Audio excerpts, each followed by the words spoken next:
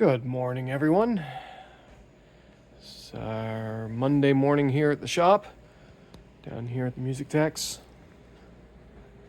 If anybody's wondering, I call the channel Gorilla Guitar Repair because that's just something that I tend to say. I'm sure other people have said it, but I think it's a funny saying. The shop is actually the Music Techs in Manchester, New Hampshire, and I thought I'd start doing videos like this, like one of my personal favorite YouTubers, Rain Man Ray. Ray, you're awesome. And he just kind of talks throughout the video while he does things. If you guys don't like it, let me know. If you like it, also let me know. So what we got going here is the Gibson SG Derrick trucks that the neck had a very serious forward bow. And we pulled the board and heated the guitar and the board at kind of a shorter time frame. The board straightened out very nicely. The neck, it improved, but it didn't go as flat as I would prefer. So we heated it again, longer, and I actually clamped a little bit of a back bow. It's a shim here, thinner one here, kind of trying to get it to lean back a little bit. If it has some natural spring, hopefully that'll compromise in the middle somewhere. So let's see. Let's take this off because this thing's pretty heavy. And I don't want to drop anything. We'll take off a few clamps. That one off. This is the StewMac neck heater. StewMac. It's expensive, but it works. I don't know if they still make it, but this thing works very well. I think the store owner got it from like a shop buyout and got some other tools and parts and stuff. We have the old school Aria, I think, was made the other ones that everybody has with the classical cutout on this end, you know, the rosette opening. This one I like betterest because the cable comes out here, so you can heat two things at once. Like before I had the fingerboard on top, guitar on the bottom, a Gibson sandwich, and it worked very well. I've done that before. Had good results. Ooh, don't want to drop anything. There we go. Cool. It's a nice OCD pile. And looks like this is detached. Cool. Last time I had to it got stuck to the old glue. Let's set this here. All right, and see, here's our shims. This was one of those Ovation saddle shims. These work great for heating because they're super tough. And this is a piece of 2 millimeter high carbon fiber. So 2 mil, and I think this is 1 mil. Therefore, bend back, hopefully. Let's bring it over to the bench. I'm not going to look yet. Let's bring it over to the bench. Look. We'll let you look first. How about that? You guys want to look first? See how it came out? The first ones to see if I have failed or I need to heat it again or I may install. So let's see. Before I look at it, if it comes out good, we're good. Then I'm going to sand, and then I'll sand this, and then basically just glue the board down. Do a video on that also. But if that isn't the case, then my next step will be to route in carbon fiber strips from here all the way down to like here-ish on either side. And carbon fiber always wants to be straight, no matter what. Tries to be. You can bend it, yeah, it's flexible, but it always wants to be straight, and it's very rigid when it's up on end like that. This stuff right here, this stuff is extremely durable. I mean, watch this. Check this out. It's cool. So here's a 1 mil by I think 3, and obviously we got some flex, very good flex. Comes right back to straight. It doesn't have a memory, but if you take and push on it, if you try to push on it that way, it's a lot more effort to flex that thing. So I'll take a couple of 2 mils, which are very rigid. This is like, I can't even really flex them at all, 2 of them. So 2 of these, full length obviously, in here will add some rigidity to this neck. And it also helps keep things from twisting and having wavy stuff happen. But anyway, let's see what we got. So I'm going to try to pull back here. What do we have? It is a lot better. Can you guys see? Let me try to get it to focus. A lot better. Okay, that's a big improvement, but it's still a little bit of a bow. But it's not quite acceptable in my opinion, but I don't think we'll heat again. I'm gonna do the carbon fiber though, just because I don't want to take as much stress off of this little truss rod and truss rod nut as possible, because Gibson does a compression rod. That means it works by squeezing the neck from this point to this point. It squeezes it this way, and it basically pushes the back side of the wood inward, and the front side, where the fingerboard is, tries to stay where it's at. Therefore, pushes down, flexes back. So it's not a very strong way to make wood move. It's kind of putting force in the wrong area. It does work, it does, but it's kind of, in this situation, it's not putting force where I'd like to see the force. I'd love to have this be a dual action rod. If this was a dual action rod, no problem. No problem. The whole rod would flex against the whole inside of the board. I would force it easily one way or the other. That's why modern companies use dual action rods. But we got to Gibson pay authentic, right? I mean, we had better methods, but here we are. Yeah, okay, they work. Easy. We're not changing it. We're not changing over Gibson. Gibson's not changing because of my dumb video. Just saying. Here, you know what these are? People ask what these things are. What these are locator dowel pins, whatever you want to call them, locator pins, I guess. And this one has been sheared in half when I remove the board. It often happens. They're made of plastic, and there's a other corresponding hole on the end piece on the fretboard side. And there's a couple options here. I could pull that out. I could heat it, and it'll just pop right out. And find the same size. I may have a couple of those somewhere to put it back down right where Gibson did. But wait.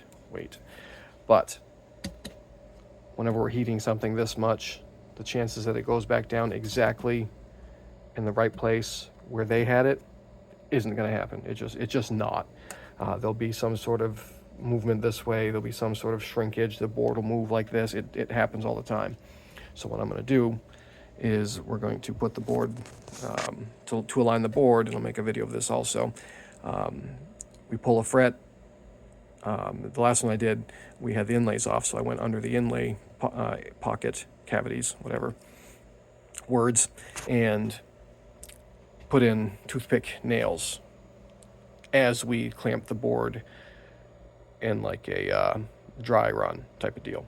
So I would align it perfectly this way and put in a nail. Then move up, same thing, and just move up the board as much as I think it needs. I usually do at least 3 spots, like one here, here, and here, because these things do deviate. It happens.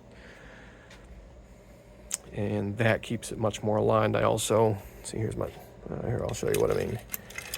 I use these drill holes and use toothpicks instead of actual, I know guys use brad nails. They work too, they do. But if you're going to fret slot, you got to either pull them out or cut them off or whatever.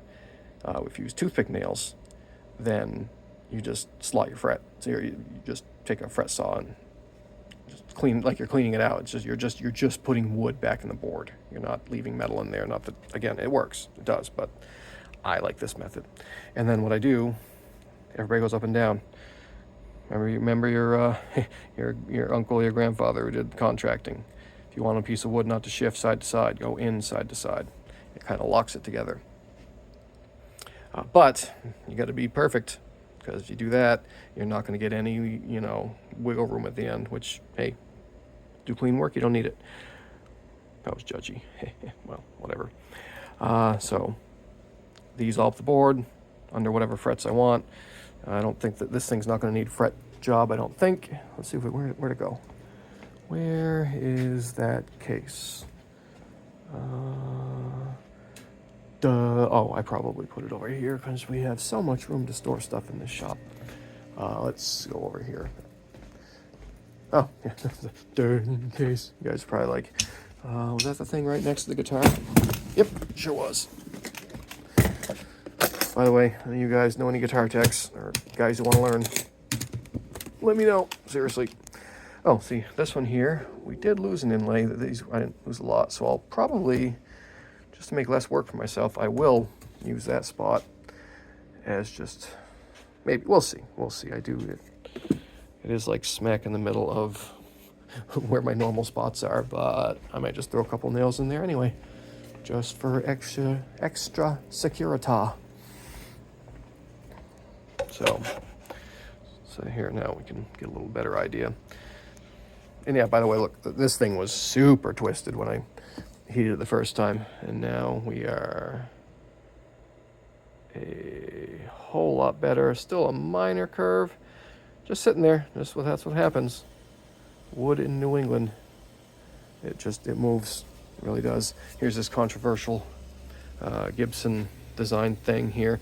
They put a RFID tracker tag for inventory tracking in here, and then they don't here, let's see if I can find it. Oh, there it is. There it is. This thing. So this thing with the alien language goes in there as a sticker, and it just helps them to identify their stuff in their warehouses. I put up a post on one of the guitar groups, and oh my God, wow, the people that get just torqued if you start talking about Gibson. All I said was, and I'll say it again, that's having a big area here, almost an inch wide, or probably an inch wide. That was what, like 4 or 5? Well, tell me guys, how is that? 4 or 5? What is that? Probably 8 for some of you guys, right? Long in here that doesn't have any glue contact whatsoever is not a good idea. It just isn't. You have a gap here, then you know, I wouldn't do that. If I were to build a guitar, why would you do that? This could go somewhere else. You don't, you know, yeah, it's not gonna, your guitar's not gonna fly apart. It's not. But I personally wouldn't do it. You guys can. Here, there, we're gonna leave that. It's gonna be right there. And I'm not reinstalling this. Fight me. Anyway, so here's how the pins work, by the way. See there's the other one. That is the other half of that chopped one. So let's see how that works. And I'm going to use nails instead, toothpick nails, and I will yank, let's see, 2nd fret, because we want to have something to support it when we're using our board. Trying to think ahead. We're going to use this ultra flat machined sanding block to hold everything together when we clamp it, and I want something supportive as far up, and I'll have to put a little shim here. So we're going to pull this fret, excuse me, and I'm going to get some coffee. We're going to pull this fret, pause this for 1 second, not really, because I don't want to stop the video and ruin it. By the way, I may have to stop video abruptly because Amp Guy will be coming in early, and I don't want to narrate while he's here. So let's take our to Dario. Non-sponsored, but I use their stuff. So do we here at the shop. I like their strings. Good stuff. Yeah. Oh, that's good. Sorry, I know you guys don't want to hear me drink on camera, but anyway. Oh, that's better. So I will be pulling this fret, and then we'll drill. Well, skipping ahead a little bit, we'll align everything and put the nut back in, and we will align everything, and I'll try to use my ichrometer to figure out where there's the least. Actually, that's pretty dang smooth. I like that. I'm encouraged. There's not a lot of, oh, come on, focus. Here, let's, that's pretty good. It is pretty good. So, sorry, man. So we'll align this as we go. We'll clamp it, align it perfectly, clamp it, check it, always check. Some situation like this, check, triple check before you drill. I mean, you can always drill another hole. You're just adding wood, so no big deal if you have to realign. But triple check before you do anything that involves drilling, cutting, reaming, routing, whatever. Ask me how I know. Anyway, I lost my train of thought there for a second, but yeah. So we're gonna pull fret, align, clamp, drill, and then move up to, usually I go to like the kind of halfway point, not the 12th fret. So usually right around here, and then up here somewhere. This neck actually feels pretty, doesn't look wonky. Some of these things are. Well, that's the adhesive Gibson uses, by the way. Side note, squirrel. This actual pearl inlay in the Derek Trucks one.